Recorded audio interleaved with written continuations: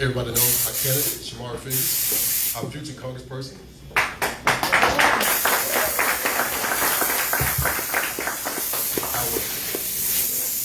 Our future Speaker of the House, once we win this seat.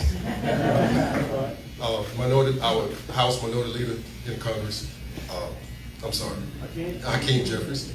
Our Mayor, Montgomery, Stephen Reed, and Senator Kirk Hatchett. I also want to recognize Representative Terry Sewell. We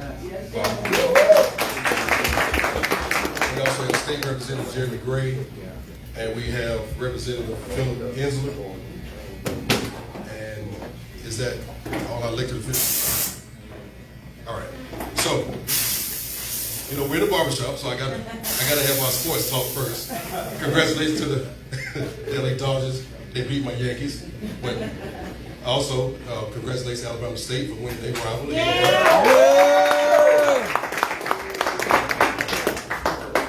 So I'll begin with our first question. All right.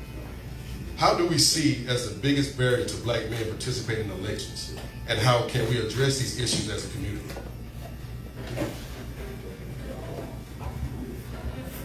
I'll keep my comments brief so everybody can kind of push in. First off, thank you, Boo Man and Representative House for opening this up and I'll get to the question, but I want to say so people here understand the magnitude of having Hakeem Jeffries here. If you don't understand the way the United States government works at the top, here's what we're talking about. After the president, everybody knows who's next in line. The vice president.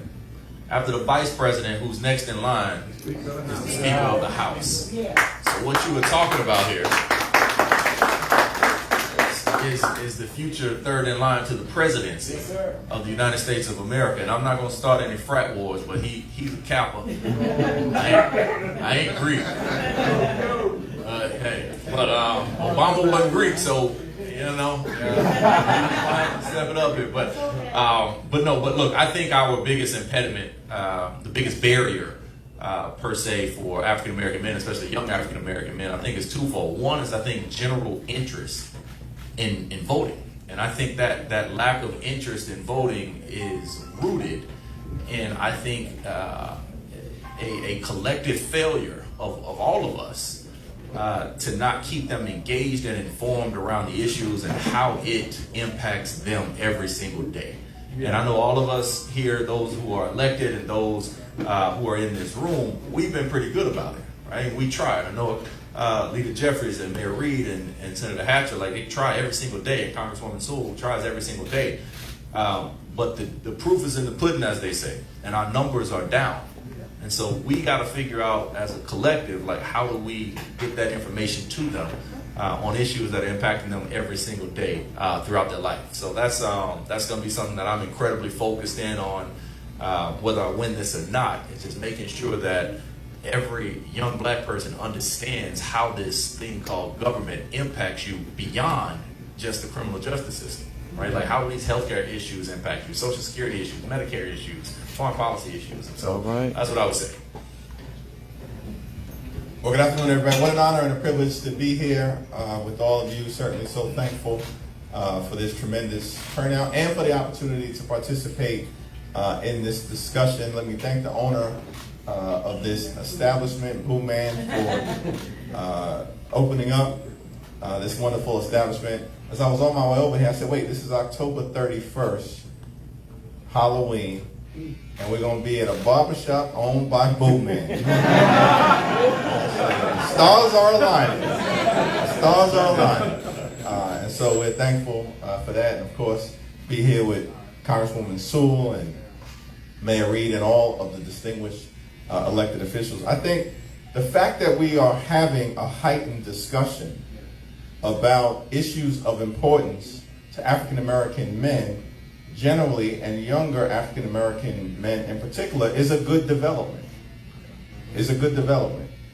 And it gives us an opportunity to lean in, to talk about the importance of voting, the difference between our vision for their lives moving forward, and how they may be viewed by the extremists on the other side, and the absence of any credible evidence that the former president or folks connected to the former president are interested in making sure that they can truly experience the fullness of the American dream. But also at the same time, talking to young people about why they've been disappointed, why they have some skepticism or are cynical about the ability of the system of government to make a difference in their lives, and talk specifically about their challenges. And so I view this as a real opportunity to have a meaningful ongoing discussion that by necessity, of course, has to lead to action. And the opportunity agenda that Vice President Harris has talked about, I think, is of great importance. Leaning in to economic issues is of great importance. And our desire to focus on entrepreneurship, small business ownership, like ownership of this establishment. And we have a great history in our community emerging during the Reconstruction era of entrepreneurship, small business ownership, economic empowerment, African-American owned financial institutions and things of that nature. And we've lost some of that over time. And I think we can recognize that that has been lost, and there is more that needs to be done. And the Vice President has articulated a plan to do it, to lean into entrepreneurship, home ownership, and access to capital in order to generate true wealth creation. And I think that's important. Lastly, I'd say, and the mayor and I had a conversation about this, and he can certainly speak thoroughly and eloquently to it. How exactly does government at all levels, and the relationship between the federal government and the local government, which is closest to the people, how does that impact the quality of life of African American men and of people of every race and every gender across the country? Because it does. And when you ask folks for a definition of what politics represents, and you'll get a whole host of answers, right? Some about just the glorious ideas connected to democracy. Others will say they're all crooks, liars, and frauds, right? And then you'll get all kind of answers in between. But fundamentally, right, what politics represents is the management of public money. Mm-hmm. The management of public money. And the question you have to ask yourself is, who do you want to manage your money? Your taxpayer dollars. Who do you want to make investments on your behalf? That's good. Folks yeah. who you think share your life experiences, understand your challenges, your struggles, your journey, your hopes, your dreams, or aspirations? Or do you want folks managing your money who we know have a track record of leaning in for the wealthy, the well-off, and the well-connected, and have spent the entire campaign making promises to multi-billionaires? Not us, to multi-billionaires. So we have the moment, and it's going to be important for us to meet the moment and encourage as many of our younger brothers to get out and to vote for people who share their values and life experiences and their dreams. But then on the backside of that moment, when Shamari is elected to Congress with Terry Sewell in a powerful position of leadership on the Ways and Means Committee. Someone once asked me, what's the Ways and Means Committee about? I said, cash money. That's the Ways and Means Committee. And so we have to deliver and continue to work with Mayor Reed and others, our legislative leaders, and we're prepared to do just that. I'll be very brief. First, I want to thank Leader Jeffries for coming, for seeing this race as an opportunity, and seeing it as a vital opportunity for us to flip who runs the House of Representatives. Let's give him another round of applause, please. He mentioned he's been in 20 states in 1 month. So we're glad this district in this race really made his radar. We're grateful for Congresswoman Terry Sewell and the work that she has done for us here as a city, as a region. It's been very impactful. And so who we send to Congress does matter. And that's why we want everyone to get out and not only support, but certainly vote for Shamari Figures, and make sure that you're taking 10 other people to vote for Shamari Figures as well. To all our faith leaders and grassroots leaders that are here, to all our small business owners, to Vladimir Avery and his entire team here at Heritage, thank you all for the work that you do each and every day. Thank you for your activism, not just around election time, but 365 days a year, whether it's with Alabama State University, whether it's with mentoring. That's why the Vice President's campaign has decided to go on the barbershops because she understands the importance. She understands the power and influence of this chair. And probably second only to the pulpit, I would say that you all touch and talk to and influence more people than anyone in the black community. That includes the mayor. I come to y'all and say, hey, I need you to help me get this word out, and the word gets out. And sometimes y'all come to me and say, hey, we don't need to move this way, and we don't move that way.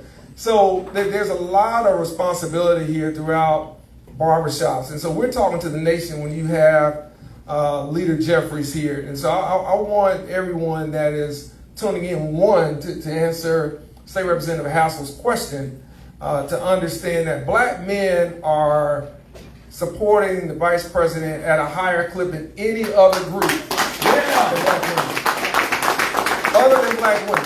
So I want us to make sure we clear the air and we separate fact from fiction. Amen. The second thing is we are seeing in the Democratic Party, we have seen since 2016, some change, erosion of support from men overall with the Democratic Party. So it's not just a Kamala Harris issue. That's something that the party leaders and those from the highest levels of the state to the local levels will have to address, I think, after this election. The other part of it, I think, is very important for us to understand is that black men have been supporting and will continue to support issues that help them and that assist them and are sensitive to issues around cost of living. They're sensitive around the economics. And that's why when Leader Jeffries talked about small businesses, it's important for us to understand that opportunity agenda that the vice president has. So when you talk about obstacles to voting for black men, I want black men to, one, be informed and educated. And I want them to have the facts, and I want them to understand how Elon Musk and others on social media are trying to manipulate information that is shared. It's very important because more Americans now are getting their information from social media than any other source. So we have to understand everything you see posted, everything you see shared is in fact. There is deliberate targeting in this race and has been for the last several races. I was former chief election official of this county for 7 years, part of the United States Election Assistance Commission, which Donald Trump abolished when he got in 2016, a bipartisan election commission of Republicans and Democrats, because he didn't want that part to really function in a way. So it's important for us to understand who's got your backs and who doesn't. But the final thing I'll say, because I could talk about this for a minute, and I have been a proud surrogate for the Kamala Harris campaign. And I've been to Milwaukee, I've been to Augusta, Georgia, I've been other places with Souls to the Polls, trying to make sure that those churches activate not only their members, but their communities, and we've been doing a great job of that. But the vice president's campaign and the Kamala Harris, the Harris-Walz campaign understands where black men are. They understand the economic issues that are there. And so this whole notion around, well, they're not voting for her because she's a woman, ain't not true. That simplifies the complexities of black men as voters and as people. They're just as interested in the economics and what's happening domestically as any other group. So we have to make sure we hear that. And I think the Kamala Harris campaign, with the help of folks like Antoine Seawright, one of the brilliant strategists nationally in the country, are starting to understand how to talk to people about what's happening and what some of the issues are. Finally, we're seeing improved numbers since President Biden dropped out with Kamala Harris. And so the information is getting out there. What you all are sharing and what you all are talking about is getting out there. And so we now see the vice president is outperforming other Democratic candidates as well with black men. So I want us to be clear about the facts and be clear about the information and be clear about the issues. And so we have to make sure we're respectful of the healthcare issues, issues around business, entrepreneurship, building wealth, eliminating student loan debt, being able to buy an affordable house, and making sure that workforce development is a priority for men who want to be reskilled into higher income opportunities is there. That can only be done with one person serving as president and certainly one person serving as the Speaker of the House. So we don't have anyone else talking to a black male agenda or a black men's agenda. There's only one campaign doing that. There's only one campaign focused on it. And when I first had an opportunity to have a conversation with Leader Jeffries, it was in January when there was still Biden-Harris campaign at the vice presidential residence with about 35 other black men. And I think it was about 8 or 9 of us at each table from across the country. And the question she had as she went around and sat at each table was, what do we need to do to help black men? What do we need to do to reach black men? It was not the Harris-Walz campaign. That was the Biden-Harris conversation. And the campaign was about how do we find out the best ways to help black men. Wasn't publicized, wasn't televised, wasn't any of those things. Just a frank conversation that we were able to have. And so to me, that's sincerity. To me, that's someone who is sincerely interested in what the issues are, what's working and what's not, and how do we make sure that we are putting forth a policy that truly make a difference with black men. No other presidential candidate has done that. No other campaign has done that. We understand what the calling is, and we understand what I think our assignment is. And so that's what I think we have to make sure we do, is inform and share some of these conversations that I've been having, but also make sure we separate fact from fiction. That was good. I'd like to also join my voice to everyone who's mentioned their thanks to, and see, the mayor said, Vladimir, nobody, see, folk know folk by nicknames. And our partner in the legislative body, Representative Hassel. The mayor just mentioned about all this noise concerning the absence of black men from this election. And that's all it is noise. I think the last figure was about 85% or higher. And so that's that. And before I say anything else, I do want to thank you, Congresswoman Sewell, for all of the heavy work.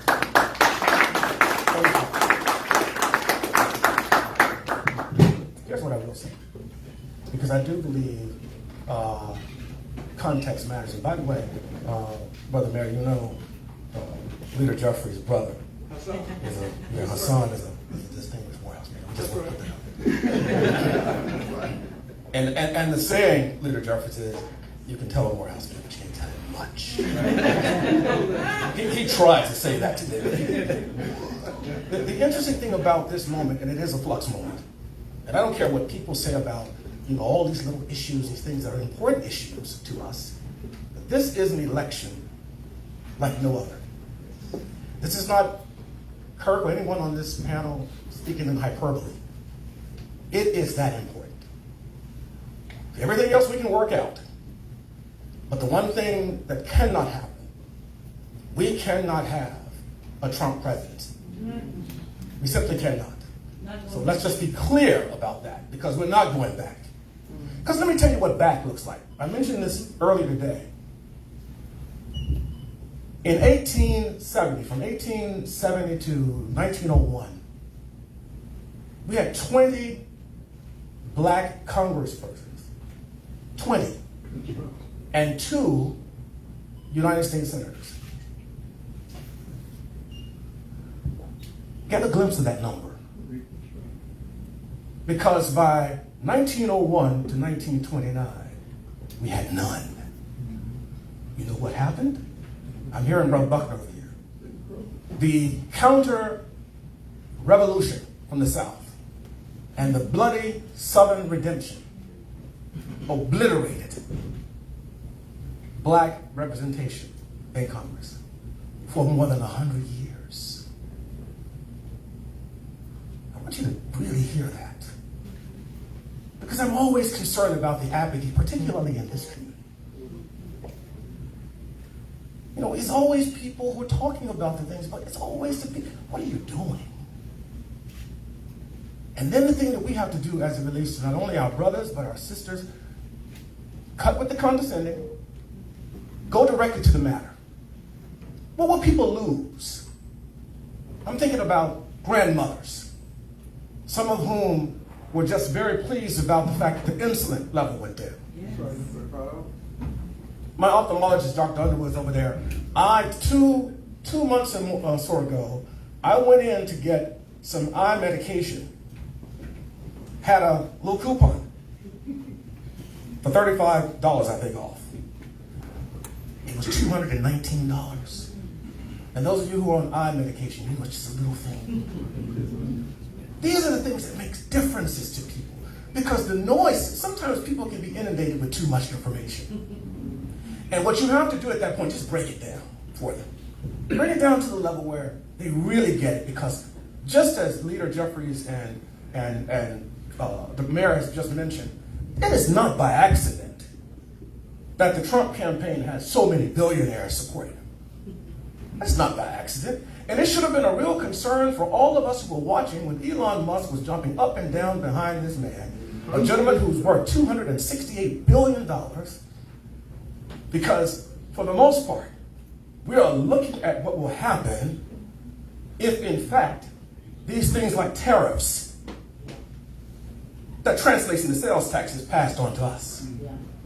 So I think any person who's on the fence in this moment, around this moment, John Lewis said it best, and I'm just going to paraphrase. He said, this time you may not have chosen this moment, but it has certainly chosen us.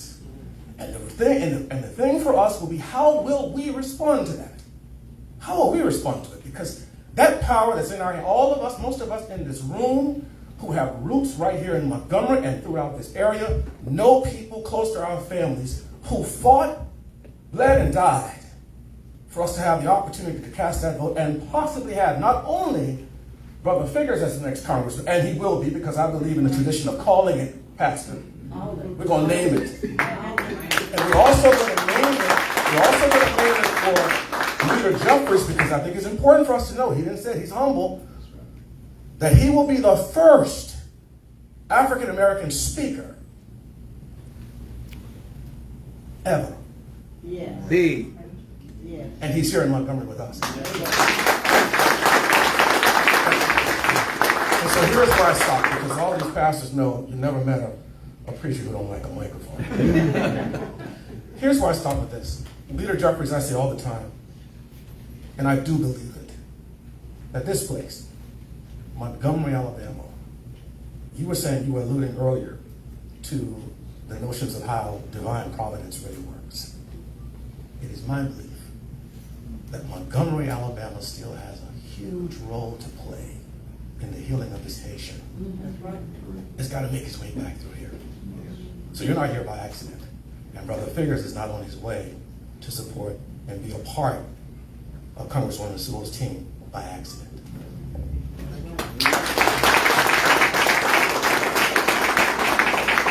You know, I got to add this.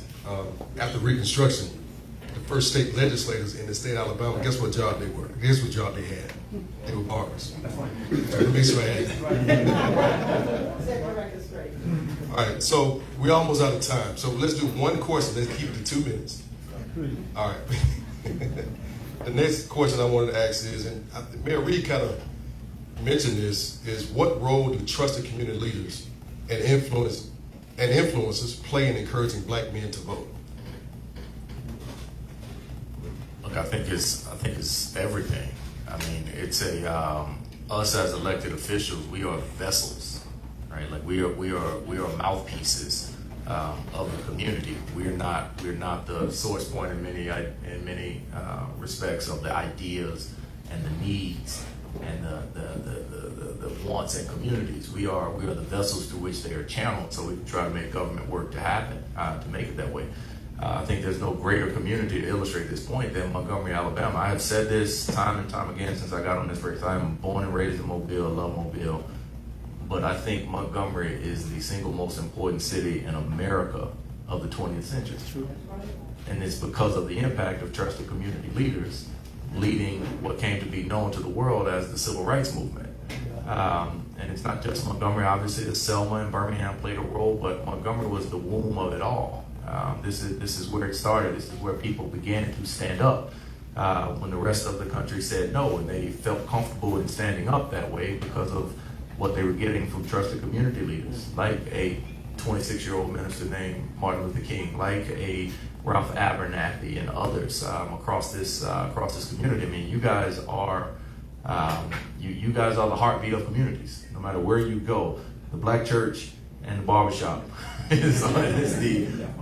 the most influential organizations in the Black community, and the beauty salon, the beauty salon. So let me reverse that order.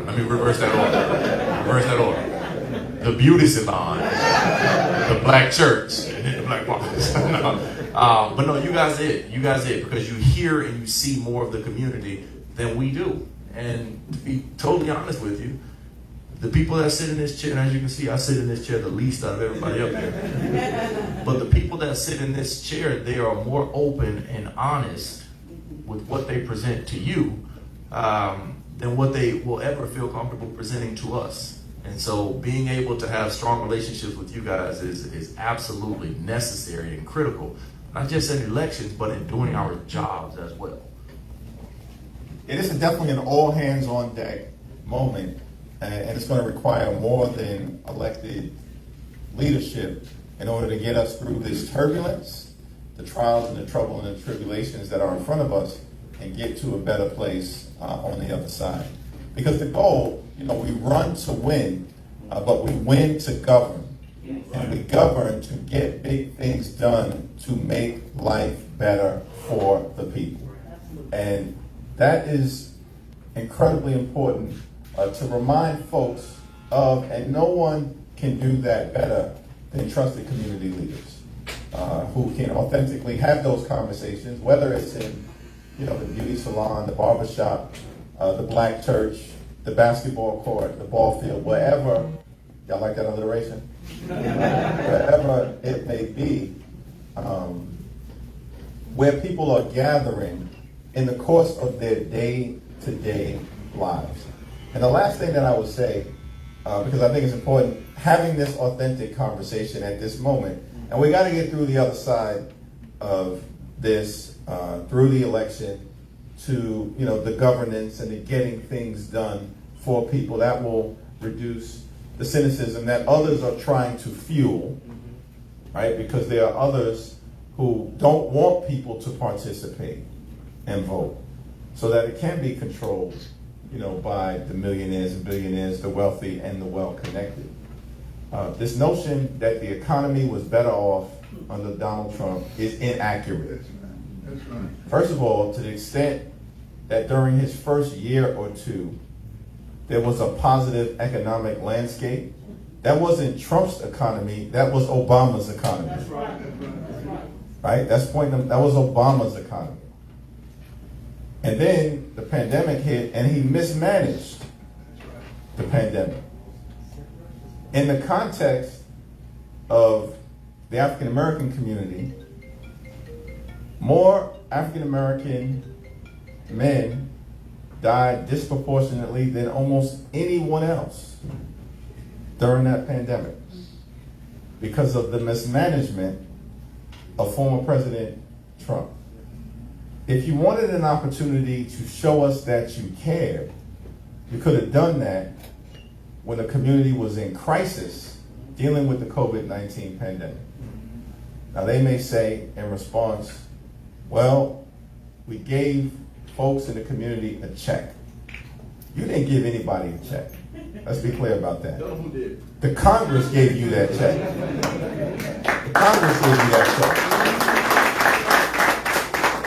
That was a democratic idea that emerged from the House of Representatives, championed by people like Terry Sewell and others. We had to fight the Trump administration. And we basically said there will be no relief package unless the American people get a stimulus check to help get them through this moment. That was a Democratic idea that emerged from the House of Representatives that we had to fight the Trump administration in order to make happen. And then the $1,400 was distributed. Now, here's the thing. For the first time in American history, Donald Trump, being who he is, decided to put his name on that check as if he's the one that delivered it, so that he could carry out this fantasy that he was there for the American people. Now, Joe Biden, under the American Rescue Plan, actually delivered the same $1,400 check, but had the decency not to put his name on it, because he knows it was a collective effort that he championed. We actually didn't have to fight the Biden administration to get people that second stimulus. Those are the facts. Wasn't your economy, you mismanaged the pandemic, and you weren't even responsible for the stimmy that people claim that they received from you. And Joe Biden and Kamala Harris have done a tremendous job in rescuing the economy from a once-in-a-century pandemic, put shots in arms and money in pockets and kids back in school. And yet we, of course, recognize that more needs to be done to lower costs, to make sure everyone has access in the community to home ownership and can experience the great American middle-class dream and beyond, in terms of not just work and wages, but wealth creation. And so we want to be clear in our conversation with Black men. We hear you, we see you, and we're committed to making life better for you. Forgive me for this. Don't hold us against me, Senator Bell. But for time's sake, we need to give our candidate this last few minutes to closing remarks. Okay. I'll be very quick. Trusted messengers are the most important vessel I think we have, certainly these last 5 days. People trust you. They trust what you say and what you tell them more than you know. They don't trust as much those in elected office, whether as much as we might want them to or not. But you've just heard from one of the most powerful elected officials in the country what the facts are. Now, it's up to you to make sure you spread that word. Yes. It's up to you to make sure that you say that from now through Tuesday, not to Tuesday, through Tuesday. Because that's what it's going to take, not only to elect Shamar figures, but to make sure that Hakeem Jeffries is the next Speaker of the House, and we win the majority of the United States House of Representatives and the United States Senate. And I just want to say this, for those that don't understand, I'm going to put plain numbers around it. We got our city council president over here, may have some few other folks. Without their leadership, without the leadership of Leader Jeffries and Representative Sewell, the millions of dollars, the $88 million that this city got, and this county got, would not have come to us to help you.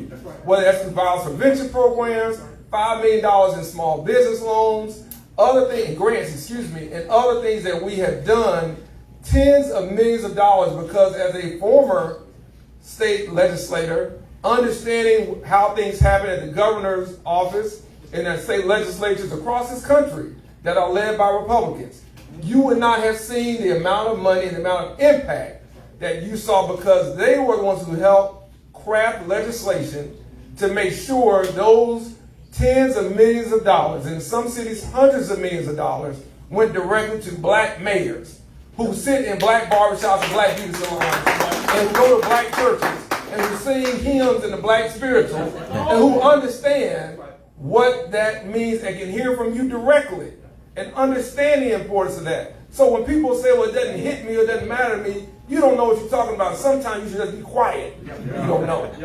Because I'm telling you, the things that we did here came from leadership like Representative Jeffries, Representative Sewell, and that's why we got to make sure the representative figures become the next representative on the Senate Congressional District.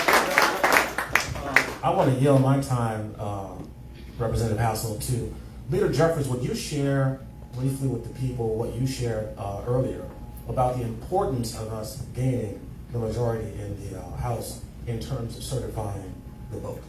That's right. Thank you. So in addition to, once again, it's just an honor to be here in the historic all-American city of Montgomery, Alabama, you know, the cradle of the civil rights movement, and the ability for someone like me or Terry or the mayor or Shamari or these amazing state legislative leaders to be seated here having this dialogue in positions where we can try to make life better for the people that we are privileged to represent. Now, there are 3 important dates in the Constitution. 3 important dates. It's January 20th, and we all recognize January 20th as the date of the inauguration. The date set in the Constitution for the peaceful transfer of power. But the other 2 dates in the Constitution, of course, are January 6th and January 3rd. January 6th is the date where the new Congress has the responsibility for certifying the presidential election. January 3rd, thankfully, is the date that the new Congress is sworn into office.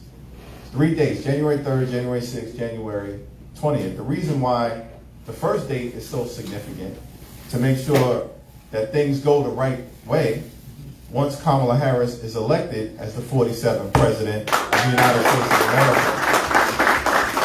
But you can't get to the peaceful transfer of power certified on the 6th, made real and brought to life on the 20th, unless you have a Congress and a House and a Shamari figures, and this could be the seat that gives Democrats control of the United States House of Representatives.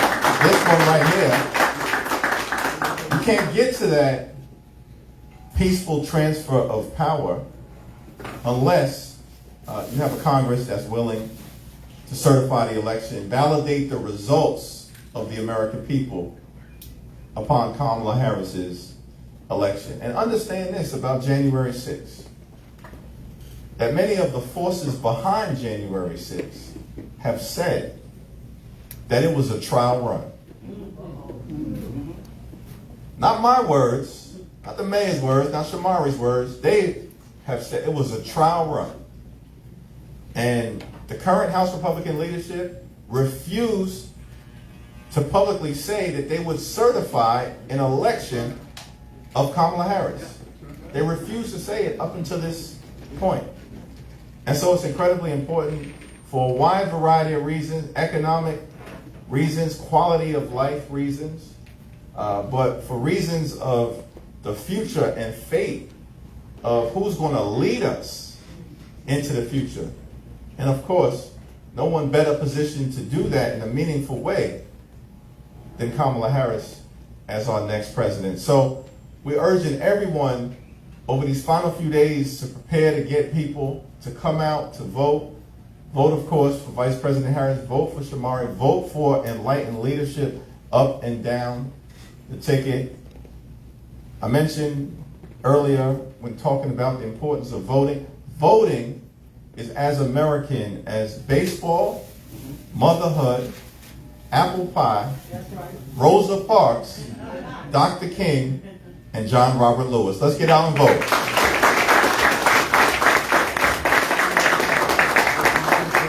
Well, look, we're wrapping here. I want to thank everybody. I want to thank everybody for coming out, participating in this panel, and being out here. November 5th is the date, and I'll tell you how important it is here in Alabama. Look, just 3 facts I'll give you. Here in Alabama, we got the shortest life expectancy for all intents and purposes in America. We live the shortest lives of anybody. Our kids read at the 6th worst literacy rate here in the state of Alabama. And our workers are paid the 4th lowest wages in the United States of America. The Republican leadership has failed us. They've been in charge in this state for over 2 decades at nearly every position. So we got a chance to chip off of that right here in November 5th, and it starts with how we perform in this election and down the ballot. So let's please get out and vote. I look forward to seeing you guys on the other side of this. Thank you.